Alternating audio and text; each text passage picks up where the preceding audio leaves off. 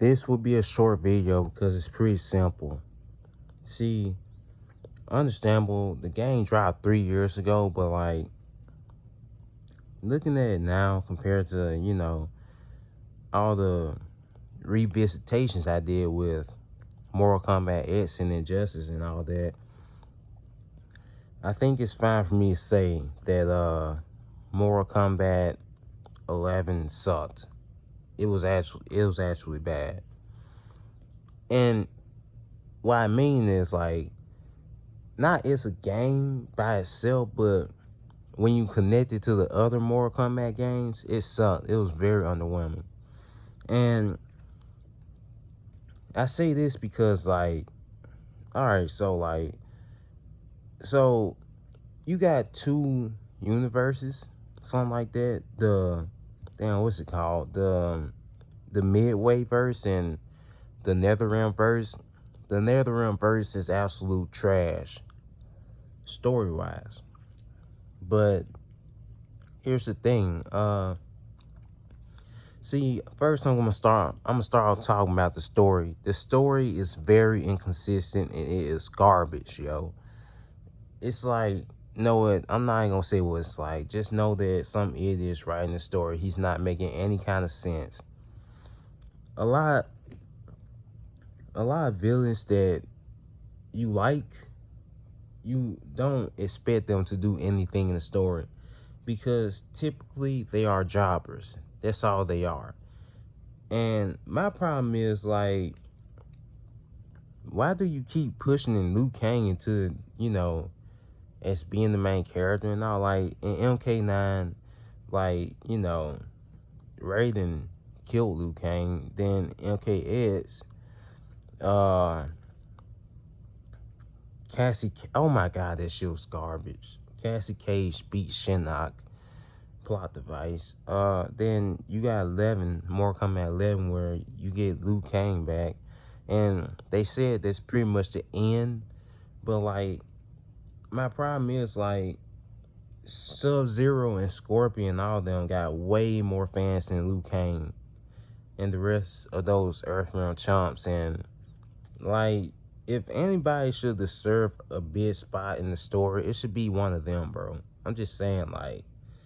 And then, I said in that one video I made about that trash Mortal Kombat movie that I was a Sub-Zero fan, like, Sub-Zero did nothing in these past 3 games. Like, the only thing he did, the whole time he did something was Mortal Kombat 9. That was his biggest highlight in the NetherRealm verse. MKX, he did nothing.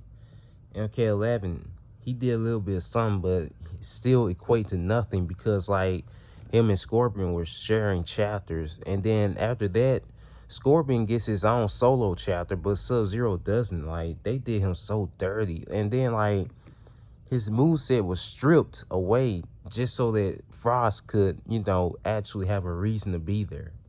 Like, geez, they did him wrong. But back to the subject, like, the stories are garbage. There are no power levels, none like that. If you're playing as a good, if you're playing as a good guy, you're going to win every time. I mean, they're going to win every time. Like, the villains are pointless because they're just jobbers. And you don't know what a jobber is. A jobber is a character whose job is to lose. And that's why I begin with News, Cyber, Ermac, all of them. And my problem with this is like, they're losing against people who have no powers. Like, they're just straight up losing like that. Like, whatever. That's almost as ludicrous as what's his name, Stryker beating Ermac and Katara at the same time. But anyway, I think I don't really have to explain much about the story because we all know it's trash. Then you got the gameplay.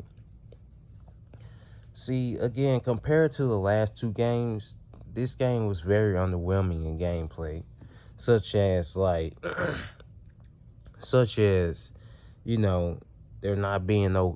not really being any combos and all that. Like, that was very weak.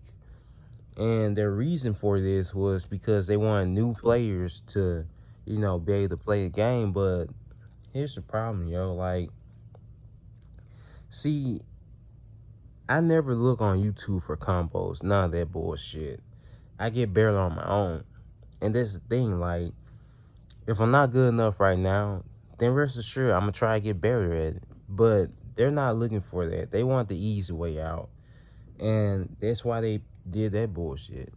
It's just like 3 chain combos and that's it. 3 to 5 of them.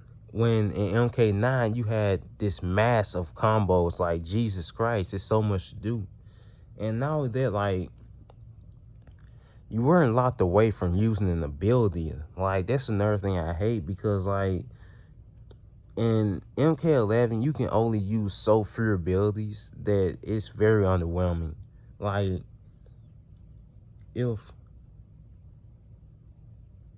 you try to fight somebody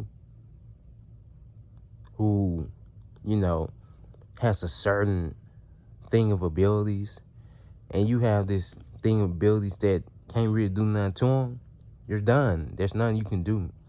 Because again, there's not as many combos. And again, there's nothing you can do but lose. You're predestined to lose. Then, here's the thing. You also have these weak fatalities. And God almighty, they're so weak. Like, I would prefer more practical fatalities. I could care less about this guy's head exploding and all that. I think that fatality-wise, MK9 did it a lot better than what we got now. And then a lot of these fatalities are weak because they want that freeze frame to happen at the end. So that's why you got a lot of these fatalities where they're exploding and all that. That's weak. And then you also have the intro dialogue. See, Mortal Kombat X was phenomenal with this.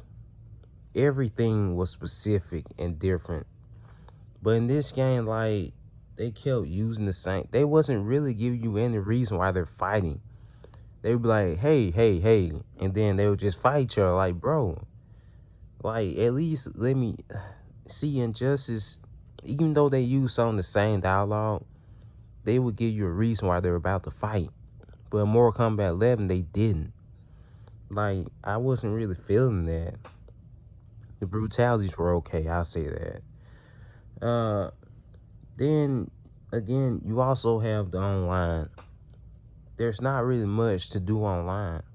Like, if they remastered Mortal Kombat 9, I would immediately run right back to that.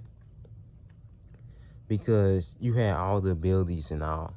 I mean, like, I would be fine with you locking away some abilities, but don't just give me like 2 abilities to use. Like, that's trash. Jeez. The last thing I would want to bring up is the customization. See, before MK11 came out, I thought the customization was going to be like Injustice. I was hyped for this. And then when I actually played it and saw what it was like, I was very underwhelmed. I was disappointed. Because, Injustice set the bar pretty high for customization. And then I was so happy. I was like, holy shit, I'm finna be able to customize Sub-Zero. But I didn't. That wasn't the case. And, I kind of had to leave right there. Like, hopefully you get all the points that I said why I think that the game sucks. Again, if it's a standalone game, then no, it doesn't. But compared to the other games, it does suck. Now, out of the 3 in the NetherRealmverse, obviously MK9 is the best. But here's this common trait that they all 3 of them share. And that's the story being the weakest links of the games. Now, if I was to rank this, then it would literally be in just that order. Mortal Kombat 9, Mortal Kombat X, Mortal Kombat 11, gameplay-wise. Besides that, I hope that you enjoy Mortal Kombat 11, something like that. But I mean, at first I enjoyed it, but you know, when time passed, you start to see things more clearly.